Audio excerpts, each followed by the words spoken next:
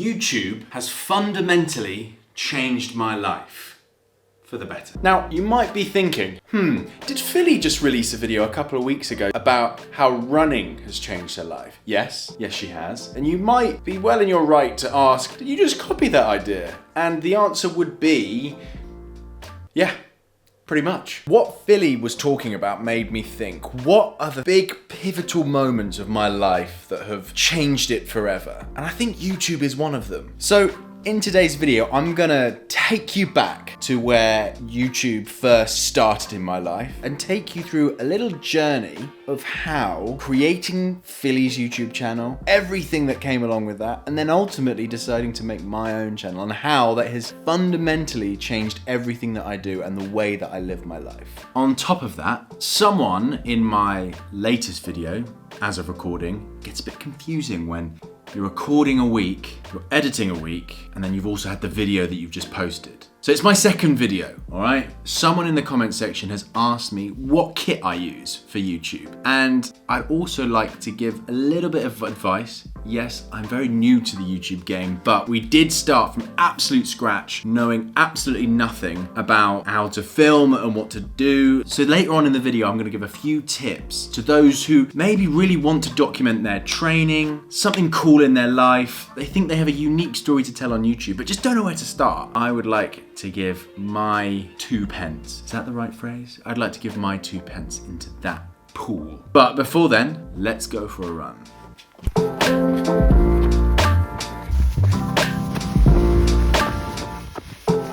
This is literally my worst nightmare. Like, you just can't get past them without them hissing. Go very slowly. Very slowly. I did it. That was a hard one. I think accumulation of first session back on Friday, then long run, and a long run that was pretty hilly. And then just an easy one today. I think my legs were just feeling it a bit today. It's okay to have one of those kind of days. Monday morning, we've got our bread maker. Hard at work. Hard at work, making some fresh bread. Maybe making some biscuits as well. But getting back to the YouTube thing, a little backstory about how I got into YouTube. I've been watching YouTube for years, 10, 12, maybe more than that years I've been watching YouTube. It started with silly stuff, you know, the silly stuff you used to watch on YouTube, silly jokey cartoon things. And then it was the rise of the vloggers, the Casey Neistats, the Fun for Louis, and then I got into cars for a long time. I got into watches, and now, you know, I watch a lot of how to be better on YouTube. So it's been a real kind of up and down. So I already had a good idea of what good content is. And that brings us to the beginning of 2022 when Philly one day just decided to put a little bit more effort into her Instagram. And that pretty much changed everything. What's this evening? Haircut time. I thought it was date night. And date night, yeah. Yeah. And dinner. I'm not getting a haircut. I don't need one. You just had one? No, I just had one. Wait, you had yours today as well? No, I did it on Monday. Oh, but we were matching. No. I mean, £1 bao buns. Can't go wrong with date night, can you? £1 bao buns.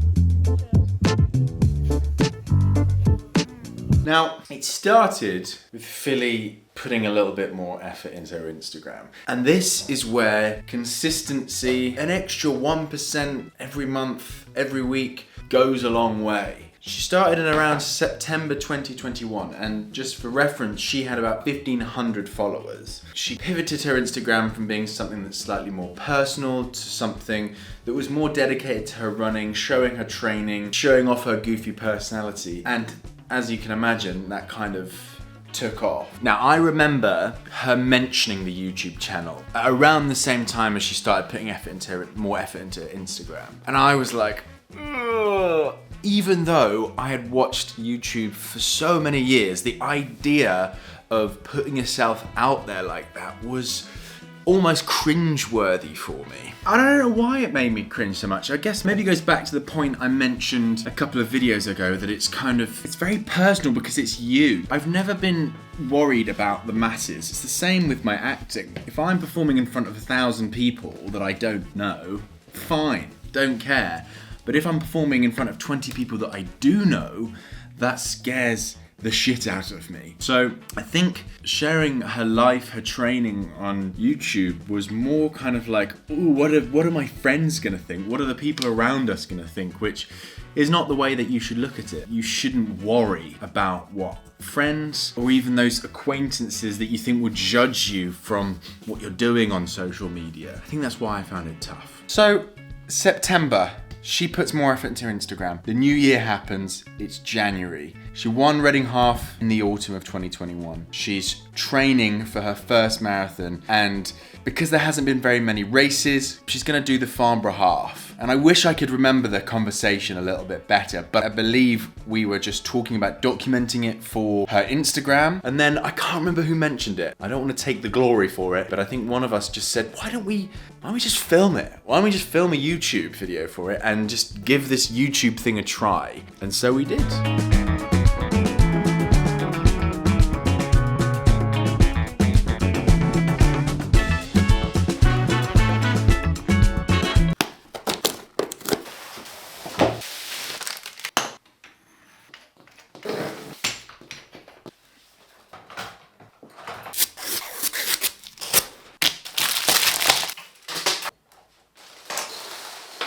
There you go, a yellow one. Not sure what I think about it. I feel like I'm in some sort of kids program, but I think it's kind of cool. If you're wearing the right thing, red is not the thing to wear in front of a yellow background, but I think it's kind of cool. I think when there's no natural light and it's all LEDs and studio lighting, I think it's gonna look really sick. I'm pretty happy with that. I'm pretty happy about how the whole thing has come together, really. I was really worried. We live in a reasonably old house and there's lacquer plaster on all the walls, which means drilling into them and putting something and making sure it's 100% secure, especially when it's heavy, is a little bit daunting, but it's worked out.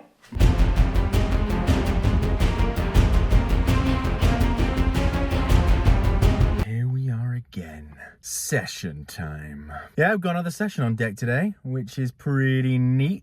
Another simple one, another easy, just kind of easing into sessions, easing into that speed work. We've got a 4x3 minute fartlek on deck today. Idea is to build into them, starting with a high steady and then getting faster and faster until you get to a point where it's comfortably uncomfortable. So I think starting, because it's only 3-minute efforts, starting around the low 8-minute miles like I did the second mile rep last week, and then just slowly clipping down and hopefully ending somewhere in the sevens. I'm gonna give it quite a broad range there, somewhere in the 7-minute miling. We'll see. Let's go give it a go.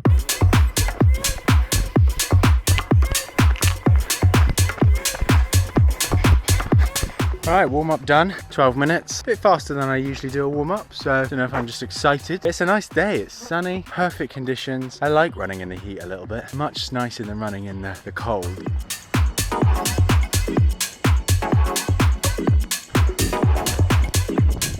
First one done. Now 90 seconds of recovery. Yeah, felt good, kind of exactly where I wanted to be. I'll put the splits up on the screen because the Midwood's not very good at the GPS. All right, a minute and we go again. Number 2, done. Feeling a little bit harder. Be interesting to see what the last 2 feel like. But yeah, 10 round in a sec, back we go. It's a short one. Went way too fast on that one, way too fast. Oh, that's probably the time I'd like to have got my final rep, so probably just going to stay there. I don't want to push it too much, but we'll see, who knows. It's downhill. Oh, feels tough though, in a good way.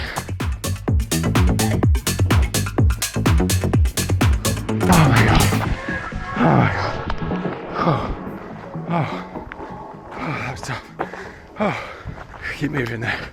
Let's cool down. Then we can stop. Oh my god. Who's that? I'm done. Looking good.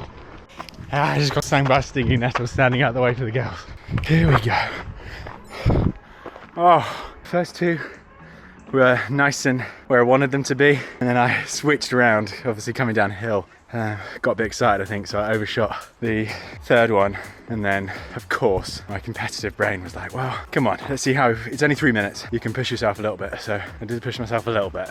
But it's funny, like in the moment, you're like, oh my God, this is so hard. You finish and you're like, oh, It's brilliant. I feel great. So yeah, another session in the bank. That's number 2 for the YouTube, and number 2 since I've been back running. So the only way is up.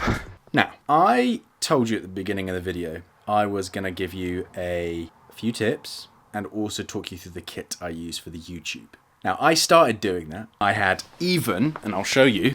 Look, there you are, set up the whole studio. I got about 7 minutes into a clip and I was like, this is gonna be so long, and you know what I'm deciding to do? I'm gonna dedicate a video, few videos. Don't know what it's gonna look like. I'm not gonna promise anything spectacular, but I'm going to maybe make some bonus content specifically surrounding the kit I use, maybe how to start a YouTube channel. I can't just leave you hanging though. What I will give, you know what, let's go sit in the studio. I've set it up, why not? Let's go sit in there. So, I'll give you the first tip, and this is what I'd probably tell anyone who wants to start a channel, doesn't really understand how people on YouTube create content.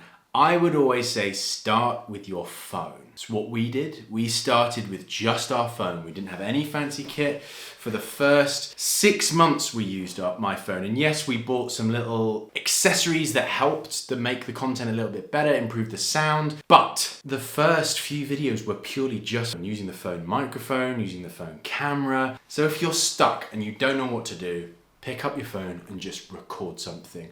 Make a video, even if it is rubbish. Get it out there, start playing, just use your phone. Happy Sunday. It is long run day. We have 50 minutes. Let's get it done, finish the week, and I'll finish how YouTube changed my life when I get home. Let's get it. Oh no, forgot my headphones. I don't like running without my headphones, but maybe there's a positive here. So maybe I need to get used to not wearing headphones for long runs. Just being in the moment. Oh, it's really annoying me. I had a podcast I wanted to listen to as well. All right, gotta do it, let's go. So I was told off by my physio for doing too many hilly / kind of uneven surfaced runs. So I've come to the Middlewood, although it's boring, but at least it's somewhat flat. One thing that I've observed already, nearly a mile in, actually here comes the first mile split now, 9:55, bit quick for me. Maybe I need to rein it in, but that's what I was gonna say. I feel like I've got into a flow much quicker without headphones. Quick pee stop, back on our way. Mile number 2, 9:51.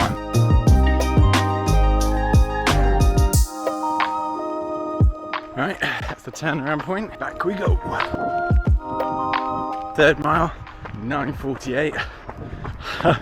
Maybe I should slow down a little bit, but we're cruising back downhill, so we'll feel a little bit easier, which is good. Another observation, I've heard people talk about this before, but when you start picking up the pace, it's easier to speed up than it is to slow down. So I'm finding it really hard just to kind of rein it in, just a tad. But yeah, never had that before, which is cool. Can confirm that I'm not slowing down. That was a 9:40 last mile, number 4. 1 more to go. Can I slow down?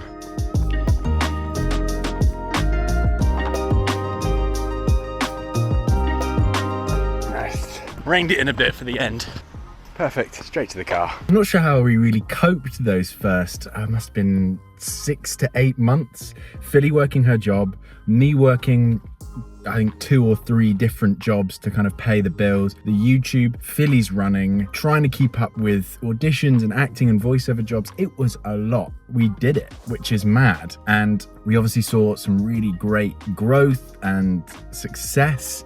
And that was really, really motivating. Something to note though, although on the outside it seems really good and really fun, there were obviously really tough times when videos don't do very well, or we were so stressed of finishing something it affected Philly's running, or it affected we had an argument or something like that. It's not all sunshine and roses. It was a grind and still is a grind to get out good content. But although it's a grind, taking Philly's motto, we still love it though. It's so much better than doing the other jobs that we really didn't want to do. Someone miss me? Don't worry, I didn't forget about Delilah. She's just chilling. Now let me cut to the chase. You've probably seen how the channel grew, and we built an amazing community over on Philly's channel, so I won't bore you with all the details, but there are 2 main areas in my life that have changed hugely because of YouTube. Now, one of those is my desire to create, to be artistic, although I don't paint, I consider myself an artist. Being an actor, being a voiceover artist, I need some sort of outlet for my creativity, and YouTube gave that to me. I was making effectively small little short films surrounding Phily's running, and that filled a hole that, being an actor, you're out of work for 90% of the time, so it just filled that void. Someone's come to join me to finish the last bit of the story. And the second thing is effectively reclaiming my time and being able to be the boss of what I do. For the years that I graduated from drama school, I was always resting on the fact that a boss, another business owner, was paying my bills. And because I needed such flexible working hours, I could be dropped or made redundant at the drop of a hat, because most of my contracts were on 0 hours, so I had almost no rights. But being able to create this and make a business out of this, not only is it the YouTube that pays us a little bit of money, it's my editing business. I now edit for Sports Shoes, Kafuzi, I've edited for some other YouTubers as well. And it's changed everything. My mental health, my physical health, my financial health, and just being able to take ownership and charge of that side of my life. And that's where I want to kind of turn the tables, because I want to say thank you to you guys, because I assume most of you have come from Phily's channel, and the fact that you're supporting my channel now means that even more security for me, not just financially, but just knowing where I am. I'm not moving all the time. This is something that I really want to focus on and put a lot of time and energy into. For the first time in a while, since maybe before drama school, where that was my life, I wanted to get to drama school, I feel like I have a proper purpose,